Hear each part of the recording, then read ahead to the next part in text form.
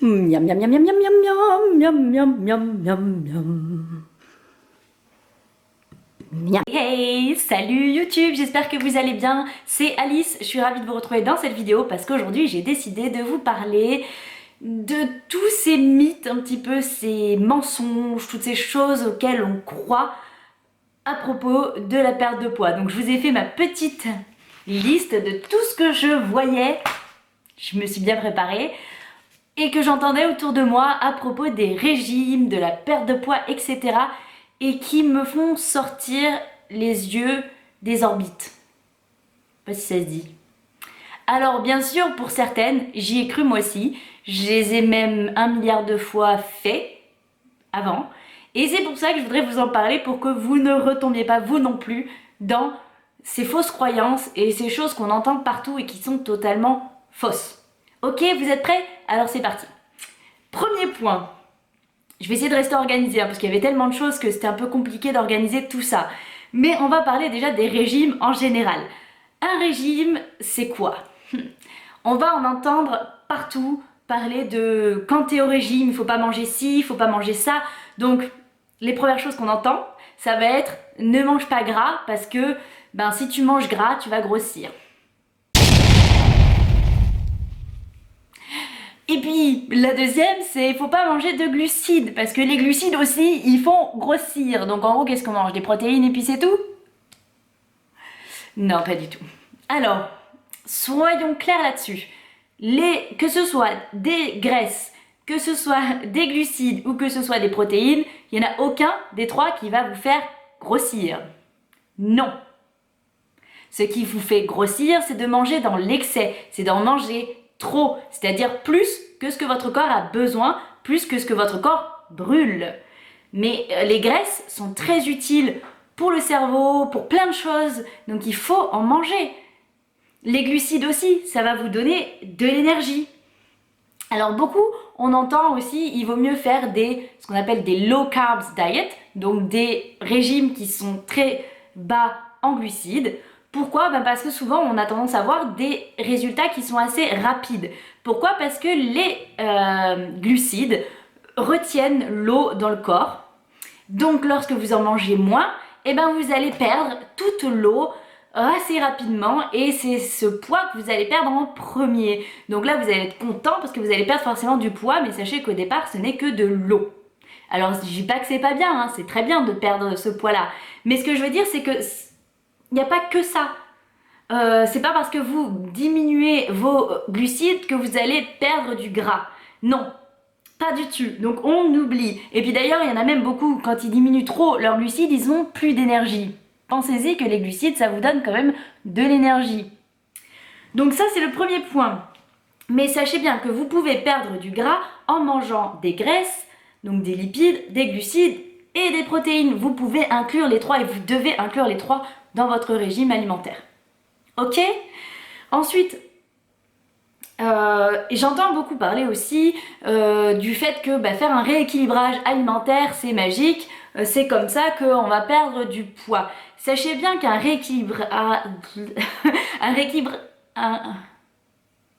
un rééquilibrage alimentaire ce n'est pas un régime d'une part, c'est une façon de manger, c'est recommencer, reprendre les bases pour réapprendre à manger mieux. Ça ne veut pas dire perdre du gras, perdre du poids. Mais c'est important parce que se rééquilibrer alimentairement, voilà, j'invente des mots je crois, ça va vous permettre d'être en bien meilleure santé et de savoir qu'est-ce que vous devez apporter à votre corps pour qu'il soit bien énergique. Voilà, mais pour perdre du poids, la règle est très simple et reste la même, vous devez être en déficit calorique. Ok les gars? Il faut manger moins, vous pouvez manger de tout, mais manger moins. Ensuite, j'entends beaucoup parler aussi de il faut manger moins le soir ou pas manger après 6 heures. What the fuck? Moi, ça m'arrive de même manger à 23 heures et je vais pas prendre du poids parce que j'ai mangé à 23 heures. J'aime pas manger trop tard parce que j'aime bien manger tôt parce que j'ai très faim et que j'ai moins faim après. Enfin bon, bref, ça c'est mon problème. Mais que vous mangiez à 5 heures du matin, à 20 heures du soir, à 1 heure, à minuit, peu importe l'heure, une calorie, ça reste une calorie. Donc, ne pas, enfin, peu importe quand est-ce que tu manges, tant que tu es en déficit calorique, tu vas perdre. Si tu es en surplus, tu vas prendre. La règle reste encore une fois la même. Ok les gars? Donc ensuite, mes autres petits points. Oui, j'entends aussi parler des gens qui me disent pour perdre du poids, il faut manger 6 repas par jour, découpés, ou alors en manger qu'un seul gros, comme ça je vais perdre, etc. Alors déjà, lorsque vous mangez un seul repas, votre taux d'insuline va rester très bas tout le long de la journée jusqu'au moment où vous mangez ce repas. Là, vous allez monter en insuline. Alors que quand vous en mangez 6 repas, et ben votre taux d'insuline va rester stable tout au long de la journée. C'est la seule différence qu'il y a entre manger 6 repas et n'en manger qu'un seul. Et garder un taux bas d'insuline, c'est très important. Pourquoi? Parce que ça va être très bénéfique dans votre perte de poids.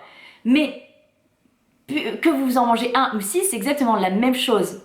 Alors, il y en a qui vont préférer en manger 6 parce qu'ils vont être frustrés, ils vont avoir leurs 6 repas, avoir l'impression de manger quand même assez beaucoup régulièrement. Alors qu'il y en a, 6 repas c'est trop pour eux, ils préfèrent en manger qu'un seul, mais se faire plaisir à fond pendant ce repas.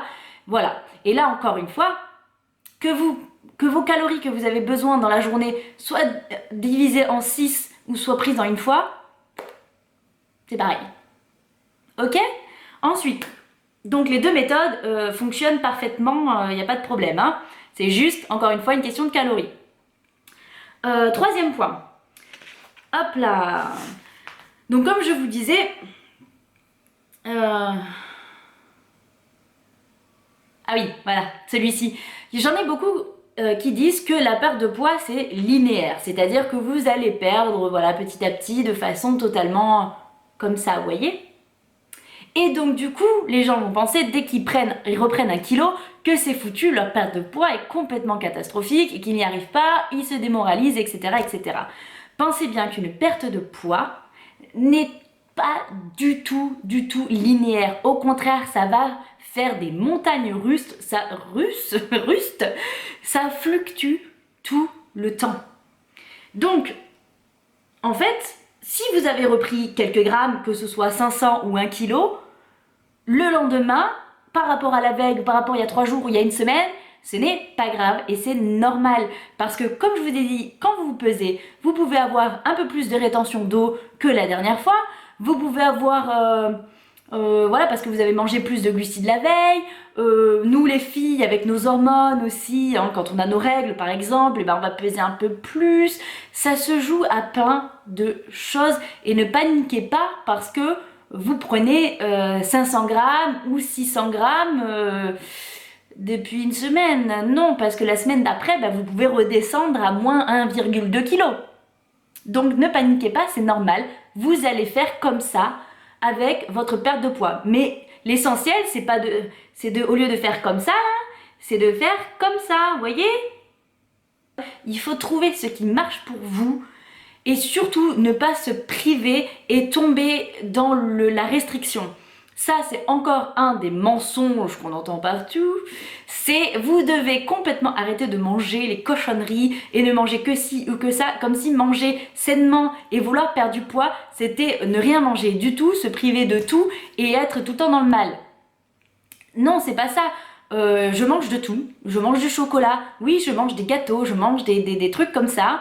Et ça ne m'empêche pas de perdre du poids. Sauf que je l'adapte. Tout est une question d'équilibre, encore une fois. J'équilibre mon alimentation et c'est pour ça que j'adore la règle du 80-20 dont je parle très souvent sur Instagram. C'est que 80% de mon alimentation est nickel. Beaucoup de légumes, des viandes pour les protéines, avec d'autres protéines évidemment. Et des féculents, tout à fait, mais j'ai le droit aussi, je m'accorde 20% de plaisir, ou si j'ai envie de me manger un Ferrero Rocher ou un Twix, eh bien, je vais le manger, tout simplement. Ce qui compte, c'est que ma journée soit équilibrée et qu'à la fin, je n'ai pas mangé 10 fois plus de calories que ce que mon corps en a besoin. Retenez-le bien, n'écoutez pas toutes les conneries qui vont vous dire également que tel ou tel régime va marcher que tel ou tel régime. Il n'y a pas un seul régime plus efficace qu'un autre. Ils le sont tous à partir du moment où ils sont faits correctement et à partir du moment où vous avez un déficit calorique. C'est-à-dire que vous soyez en low carb, donc en bas en glucides, que vous soyez en régime cétogène, que vous soyez en fasting intermittent, donc en jeûne intermittent, je mélange l'anglais et le français. Peu importe le régime que vous suivez, il ne fonctionnera, il ne vous fera perdre du poids et du gras que si vous êtes en déficit calorique. Ok ? Ensuite, cette règle-là où plus vous allez vous entraîner à la salle, plus vous allez brûler de calories. Alors là, je tiens à insister là-dessus. Vous pourrez passer 2 heures ou 3 heures à la salle de sport si vous n'y mettez pas de l'intensité, si vous n'y mettez pas du défi, si vous n'êtes pas mort à la fin de votre entraînement, ça ne sert à rien, vous perdez votre temps. Il vaut mieux une séance très courte de 20 à 30 minutes maximum, mais très intense, où vous vous donnez, où vous sentez que vous transpirez et que vous vous donnez à fond, plutôt que 2 heures à la salle, allez faire marcher un petit peu sur le tapis et puis porter un petit poids par-ci, un petit poids par-là, et puis 2 heures après, vous n'avez pas sué une seule goutte, mais vous avez l'impression d'avoir travaillé parce que vous y êtes resté 2 heures. Ça, vous oubliez, c'est totalement inutile. J'ai trop parlé. Bon, je crois que j'ai fait un peu le tour de tout ce que je voulais vous dire. Ah oui, non, autre chose. Les courbatures. Alors ça, je l'ai beaucoup vu aussi sur Instagram. Vous dites que vous avez des courbatures de votre séance, donc vous avez bien travaillé. Et que du coup, votre entraînement a été super efficace. Et si vous n'avez pas de courbatures, vous êtes perdu, vous ne comprenez pas, vous dites merde, j'ai pas assez travaillé. Oubliez ça les gars. Les courbatures, ça n'a rien à voir avec l'efficacité de votre exercice. Les courbatures arrivent quand vous avez quelque chose de nouveau. Quand votre corps n'a pas l'habitude de travailler tel ou tel mouvement. Donc quand vous augmentez vos poids aussi par exemple. Ou vous avez fait quelque chose que vous ne faites jamais.